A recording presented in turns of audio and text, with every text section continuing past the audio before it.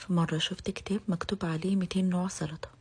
فتحت الكتاب ولقيت أنواع مختلفة لسلطات كتير، واستغربت جدا إن إزاي ممكن يكون فيه 200 نوع سلطة مختلف. وبعدها افتكرت أول يوم بدأت فيه لافندر كنت بعمل كام نوع سلطة بس، لكن مع الوقت والتجربة جربت أعمل أنواع كتير جدا، منها التقليدي العادي ومنها المختلف شوية. وجربت أحط مكونات غريبة على بعض وأمزج بين الخضار والفاكهة، أو إني أضيف مكونات دافية على مكونات باردة، وأجرب أنواع دريسنج جديدة للسلطات. بس ما تخيلتش أبدا إني ممكن أطلع بكمية الأفكار دي للسلطات، أو إني أعمل سلطة بمكونات غريبة عن بعض وتطلع طعمها حلو. حاولت أعد كمية السلطات اللي أنا عملتها، أكيد ما طلعوش 200، بس حسيت إنه ممكن حد يفكر في إنه يعمل أكتر من 200 نوع سلطة مختلف. وبما إني بحب السلطات وبحب أعملها شير معاكم، في السيريس دي هعمل سلطات جديدة بس انتوا اللي هتقولولي عليها.